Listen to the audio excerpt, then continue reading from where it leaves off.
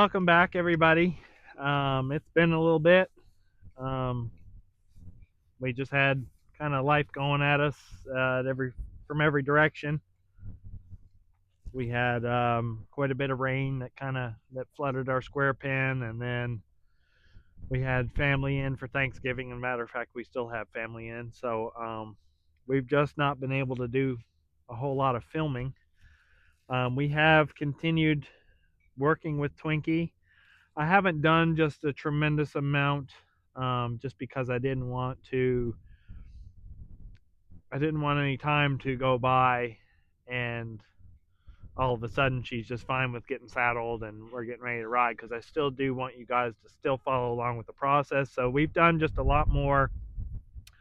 I've just done a lot with the flag, and I've just taken her out and worked her on the end of a rope and just moved her around. And I have saddled her a couple times.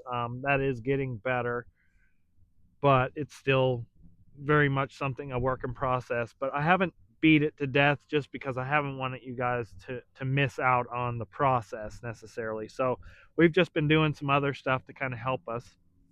And on that topic, we have since I kicked her out in a bigger trap where she has a little more space to run and frolic and everything. And we did give her a shot with all this EHV breakout, and she got kind of tremendously harder to catch after that. So the pens I put her in, we have catch pens off the side. So I opted into that to give her a little more space where she's not as cooped up, and then also it makes the catching process where it's not too big of a thing. So with all that said, we're going to move into something a little different today. Her owner and I talk constantly about this filly and about her mind, and she comes from a very accomplished family in Europe that deals with horses and everything like that. And she had mentioned that sometimes her dad, when they had a kind of a cinchy one or one that just didn't accept things, they would take a turnout blanket and put on them and kind of do those belly straps where they'd touch them, and then they'd just kind of leave that blanket on them. And given the fact that it's significantly colder now, I didn't think a blanket was a bad idea. So we kind of brainstormed a little bit, and we decided that we were going to do that. And so today, this filly's never seen a blanket. So today she's going to meet one for the first time, and I'm just going to go through the process of taking one that's a little flighty, and she might be perfectly fine. I might be able to just throw it on her, and this might end up being a 10-second video, or it might end up being a 30-minute video. Who knows? But anyway, we're gonna put this turnout sheet on her. It just got here yesterday, and we're gonna put it on, and I'm just gonna take you through the steps of introducing a blanket to one for the first time. I don't like to draw it out and make it this big production, but it's gonna kind of mock up a little bit of what saddling one for the first time is gonna be like. We're just getting them where they're gonna be fairly comfortable with it, allow us to do it, and then we're gonna snug those belly straps up kind of as tight as we can get them, where they're touching her belly, so that she has hopefully to get her a little more comfortable with maybe having things touching her belly constantly. So it's just a little idea that her owner kind of suggested. And for me, I wouldn't say I'm an incredibly accomplished horseman or great colt starter by any means, but I have been around quite a bit. So the learning never ends with these horses. So any little things like that, when she mentioned this turnout blanket idea, and I was like, hey, that seems like a pretty logical thing to do. So we're going to give it a whirl and see if it helps us in our saddling process. So today isn't going to be a saddling video, more it's going to be just putting this turnout blanket on her and see if we can get her to accept it, and hopefully that'll help translate into making the saddling process and the cinching up process a little bit easier for us so we can continue to move on with her training. Now, as you can see, this filly's a little grimy, a little grubby. It's been cold, it's been wet. We're drying out now finally, but it's been a lot of mud and everything, and then it's been too cold to kind of hose them off or do any of that other stuff. So she's a little bit dirtier and a little fuzzier than the last time you saw her. But like I said, we haven't beat anything to death. We've just been kind of working with her. So again, we're just going to start off. I'll angle it here where you guys can see a little better. But I'm not going to be too bashful with it. I'm just going to kind of walk up to her and just touch her on the shoulder with it. She's pretty comfortable around her withers. So the withers is a very safe spot for me and her, because if she was to kind of turn and bite, which she doesn't really have a whole lot of meanness to her, but if she was to nip at me or anything, I'm in a spot where I can kind of block that. I'm safe from her front legs in case she wanted to paw, and I'm also safe from getting kicked. So we just, if you're working with young horses, being around their withers is a pretty safe place to be. So you'll have to excuse my dog barking in the background. We have an Australian Shepherd that's not very smart, so if he sees something, he just kind of barks at it. So I just gonna just start out by just putting it over a wither. And this has got a little more sound, a little more feel to it than our saddle pad, but we've done quite a bit of work with the saddle and quite a bit of work with the flags. I'm not anticipating this being a horrible experience, but it's something that I want to document because it's our first time for it. So I just would like to show you guys what we're doing. So again, I'm not going to get too carried away with it, but if she wants to make a little bit of a deal of it, I'm not going to make a big deal. Just going to put it over her shoulder, over her wither, along her back. Just kind of get her comfortable with it. As you can see, it's not too big of a deal for her. So now we've done that, I'm just gonna, now this, I would recommend for yearlings that you get one that has clips and stuff, or Velcro or straps in the front where you don't have to shoot it over their head in the beginning, where you can just kind of drape it over their back,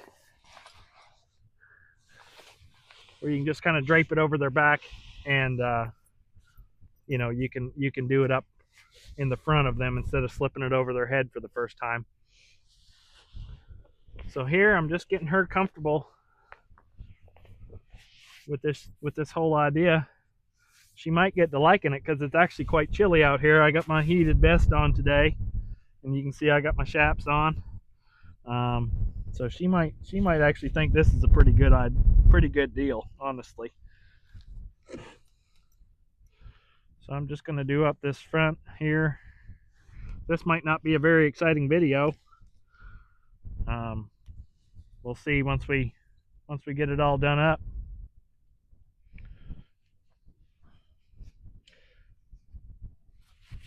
Now I'm going to do up the front first, mainly just because if things do get a little bit haywire, it kind of stays on her, and I can hopefully keep a hold of her and keep the rest of it on her without her getting it all over. But I always say the first blanket's a sacrificial blanket when it comes to horses and all that. So now this has 2 straps to go underneath her belly, and they crisscross underneath. So we're going to do that.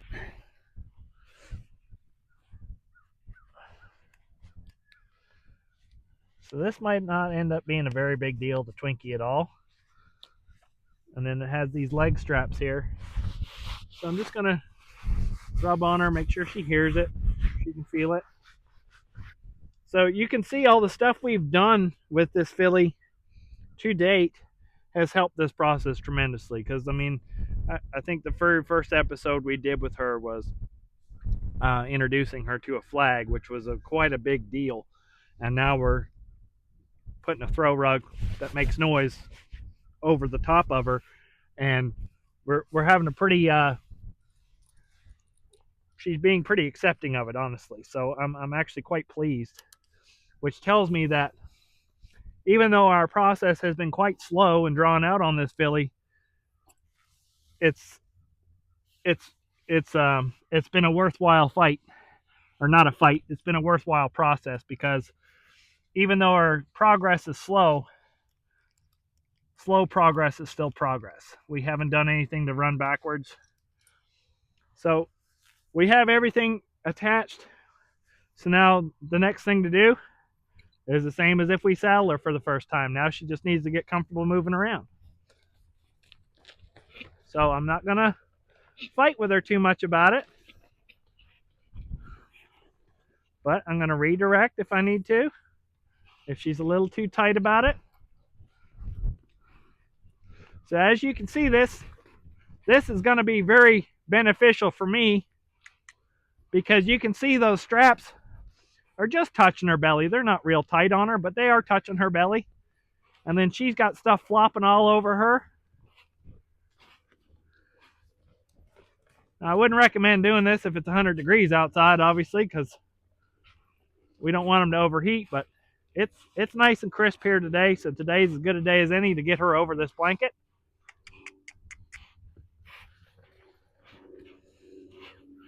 All right, so as you can see, we're making really good progress with this filly. I mean, this isn't near as big a deal as I was anticipating it to be,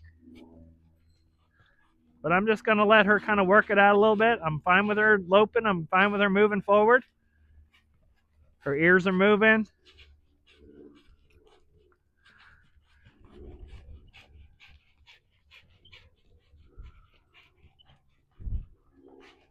So there's really not much to narrate here other than she's just a little bit uncomfortable with it. So I'm just going to take it away, take that forward motion away from her and redirect her and move her out in front of me until she's kind of starts to calm down and relax.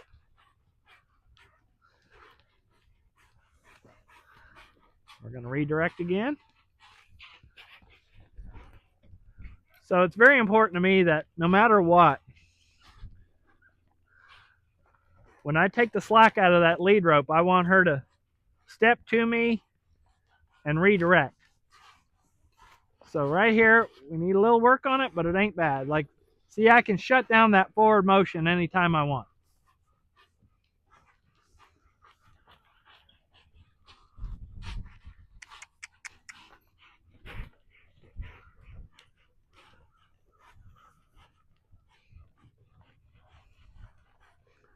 All right, well, this is going to be a pretty short and sweet episode, I think. Like I said, we've just done a whole lot of work with this filly on just getting her to accept new things and getting her to get comfortable with being uncomfortable. And it might seem really drawn out for your average run-of-the-mill reining horse trainer. A lot of people will be like, if I was working for somebody right now, they'd probably be mad as hell at me for taking as long as I'm taking on getting on this filly. But or your professional colt starter that starts 200 colts a year, they might be watching this going, this guy's just making this such a long process. But having dealt with fillies like this in the past, I just know this one well enough that if I don't spend this time,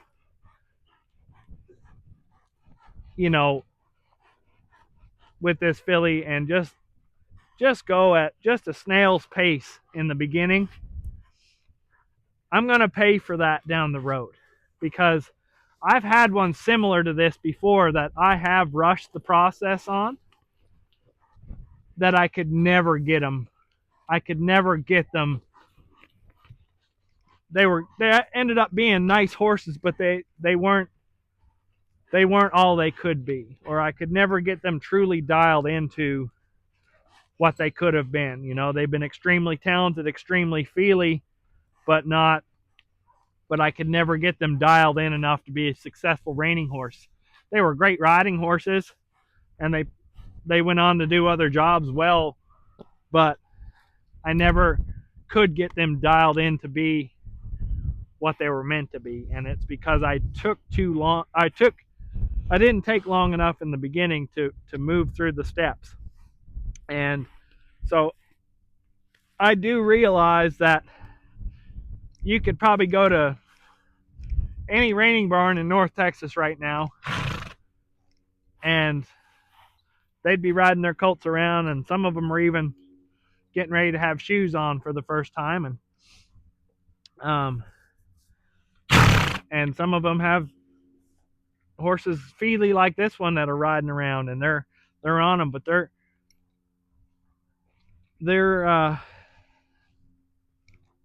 a lot of those places have a lot more access to horses than I do, and can afford to maybe not have one work out, where I'm not really in that position where I keep a very limited number of horses. So all the ones that I have need to work out, and or I need to be able to send them somewhere where they can work out. So I don't have the luxury of, not that people treat them like they're disposable, but I don't have the means to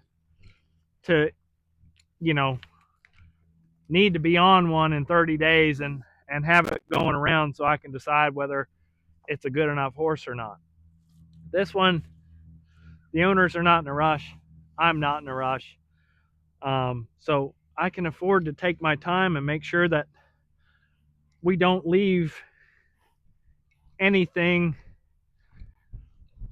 for down the road where we look back and go, man, I just wish I'd have taken just a little bit more time to mess with this filly, and maybe we wouldn't be in a bad situation right now. So I don't mean to get off topic, and again, I'm not trying to say that my way is better or that other places aren't doing things right, because there are a lot of very, very, very capable programs out there that do a great job and take great care of their horses.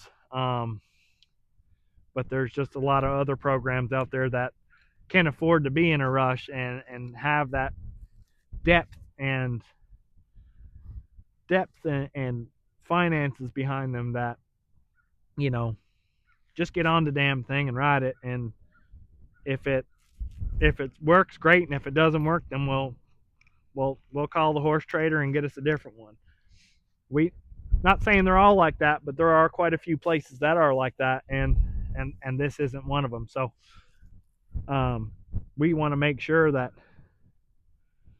everything we do with this filly is going to benefit us down the road. And, you know, being a colt starter, I'm not considering myself a great colt starter, but being a reining horse trainer that started quite a few colts, I think the luxury of being a colt starter that just comes in and has to get on them and get the rough off of them, I think that's pretty beneficial, because there are very efficient colt starters that can come in and put a week or two on them and get them riding around and get them where they can get on them and roll them through and do a good job. But after that week, 2-week period, or 30-day period, or 60-day period, they're done with those horses. There's nothing down the road that they're tied to. They did their part and then they move on. Where for me, I have to start this filly, put the first ride on her, put the 30th ride on her, put the 120th ride on her, put the first year on her, put the second year on her, potentially show her for the first time. So I need to make sure that there's no stone unturned for me to have long-term success with this filly, because I'm going to be responsible for the outcome of this horse, from start to finish. So that's the way I always look at it, and that's why with horses like this one, I do slow it all the way down to to where it's almost drawn out too much. But again, I've had ones like her in the past that I rushed the beginning, and then 6 months down the road I go, man, I just wish I'd have spent just 30 more days just doing different things with this horse to get her acclimated to what we're going to need long term. So not to get too long winded for a potentially shorter video, but I just wanted to kind of visit this. I think this has the potential to help us for the other process of getting this filly saddled and moving on to the next step. So this filly's going to pack this blanket. We got a nice little window of cooler weather here. So this filly's going to pack this blanket, and we're going to take it off her tomorrow and saddle her. And then as soon as we're done saddling her and she's dried off again, we're going to put it right back on her so that she's kind of wearing something all the time. And we're just going to see if that might help us down the road. So again, we apologize for the time lapse here where we haven't produced any videos, but we haven't done a whole lot with this filly because I didn't want you guys to miss out on it. For those of you that have been tuning in and enjoying this series, I hope you get something out of this. Like I said, it wasn't a big drama thing. You can see that our work is starting to pay off with this thing. So anyway, until next time, we're going to try and shoot tomorrow when I saddle her, just so you guys can get caught up on where we are and we can continue on. So appreciate you guys, and be sure to like and follow our YouTube channel for more. We're going to try and be a little more diligent on making sure we got fresh content for you guys to watch. And if you guys have any questions or want to know about something or how I would go about doing something, feel free to message us or call us or anything like that, and we can try and do a video on request for you guys too. So until next time, I hope you all have had a good holiday, and we'll see you again soon.